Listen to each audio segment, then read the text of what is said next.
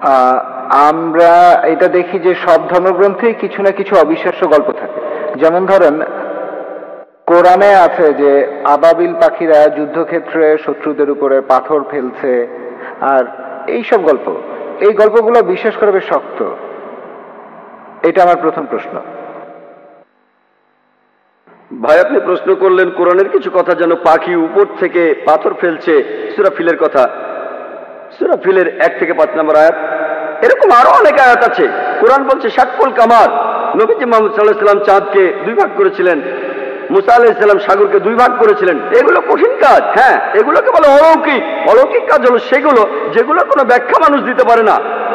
মানুষের পক্ষে চাঁদকে 2 ভাগ করে ফেলা এটা অসম্ভব।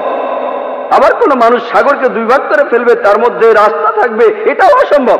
তাহলে এগুলোকে বলা হয় অলৌকিক। শুধুমাত্র ঈশ্বরই এটা পারেন, আপনি আমি পারবো না।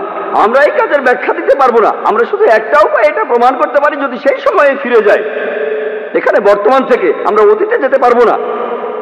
3000 বা 4000 বছর আগে গিয়ে আমরা দেখতে পারবো না মুসা আলাইহিস সালাম সাগরকে ভাগ করেছিলেন কিনা।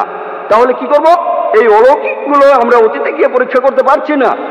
কিন্তু পবিত্র কোরআনে এমন অনেক কথাই আছে যেগুলো এখন সত্যি প্রমাণিত হয়েছে। যেমন ধরুন, কোরআন বলছে বিজ্ঞান নিয়ে কথা, বিগ ব্যাং সম্পর্কে। কোরআন বলছে চাঁদের আলো তার নিজস্ব আলো নয়। কোরআন বলছে পৃথিবী বর্তুলাকার। কোরআন বলছে সূর্য প্রদক্ষিণ করে। 1400 বছর আগে মানুষ ভাবতো এগুলো কোন ধরনের কথা? চাঁদের নিজের কোনো আলো নেই, পৃথিবী বর্তুলাকার, এগুলো কি সত্যি? এগুলো বিগ ব্যাং এর কথা? এখন বিজ্ঞান অনেক উন্নত হয়েছে, এখন আমরা জানি সবই সত্যি। তবে অতীতে কি হয়েছে জানার জন্য অতীতে যেতে পারবো না। আমার যুক্তি বলে কোরআনে যে কথাগুলো আছে কিছু পরীক্ষা করা যায়, কিছু পরীক্ষা করা যাবে না। আমরা অতীতে যেতে পারবো না, তাহলে এই ব্যাপারগুলো কিছুটা অপরিষ্কার। আমরা বর্তমানে যেগুলো পরীক্ষা করতে পারি সেই কথাগুলোর মধ্যে যা কিছু পরীক্ষা করতে পারি, ধরেন 80% চেক করতে পারি। আমার যুক্তি বলে 80% কোরআনে যে কথাগুলো আছে পরীক্ষা করতে পারি, সেগুলো একেবারে 100% সঠিক। যেগুলো আমরা চেক করতে পারি তার মধ্যে 1%ও ভুল নেই। যদি বলেন এমন ঘটনা ঘটেনি, শুধু অতীতে গেলেই সেটা প্রমাণ করতে পারবেন। যদি কোরআন বলে মুসা নবী সমুদ্রকে 2 ভাগ করেছিলেন, এটা ভুল, সেটা প্রমাণ করতে পারবেন না, সঠিকও প্রমাণ করতে পারবেন না। অতীতে যেতে পারবেন না। আমরা 3-4 হাজার বছর আগে ফিরে যেতে পারি না। তাহলে যদি যুক্তি দিয়ে বলতে পারি এই ব্যাপারটা সত্যি হতে পারে, নাও হতে পারে, সত্যি হতে পারে, নাও হতে পারে। পাখিগুলো হয় পাথর ফেলেছিল, না হয় ফেলেনি, ঠিক? আমরা বলতে পারি ব্যাপারটা পরিষ্কার না। যদি পারমাণবিক বোমার কথা বলতেন 1000 বছর আগে, তারা কি বিশ্বাস করতো? বিশ্বাস করতো? তারা বলতো পাগলের প্রলাপ, ঠিক না ভুল? কিন্তু এখন তো আমরা বিশ্বাস করি, কারণ বিজ্ঞান উন্নত হয়েছে। এখন দেখি পারমাণবিক বোমা, আণবিক বোমা। তাহলে পাখিরা পাথর ফেলছে, এতে সমস্যা কোথায়? এটা খুব সোজা। পারমাণবিক বোমা আরো কঠিন।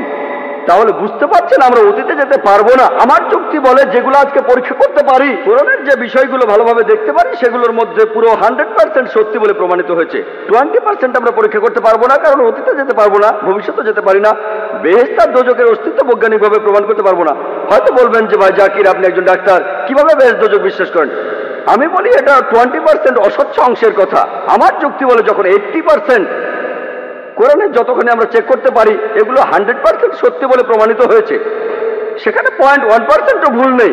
আমার যুক্তি বলে এই 20%ও ইনশাআল্লাহ আল্লাহ চাইলে সেটাও সত্যি প্রমাণিত হবে। হয়তো ভবিষ্যতে বিজ্ঞান উন্নত হবে, 20 বছর 50 বছর পরে আমরা পরকালের জীবন সম্পর্কে জানতে পারবো, আমরা বেহেশত দোজখ সম্পর্কে জানতে পারবো। আমার যুক্তি বলে এটা যুক্তিপূর্ণ বিশ্বাস যে কোরআনের 0.00001%ও ভুল প্রমাণিত হয়নি, 80% একেবারে পুরোটাই সত্যি। তাই আমার যুক্তি বলে যে ইনশাআল্লাহ বাকি 20% যেটা চেক করা যাচ্ছে না, অতীতে ফিরে গিয়ে বা ভবিষ্যতে গিয়ে ইনশাআল্লাহ সেগুলো সত্যি হবে। আশা করি উত্তরটা পেয়েছেন।